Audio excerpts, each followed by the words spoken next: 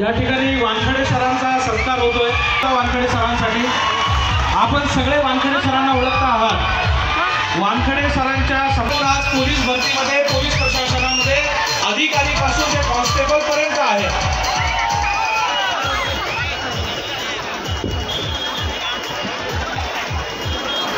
यानंतर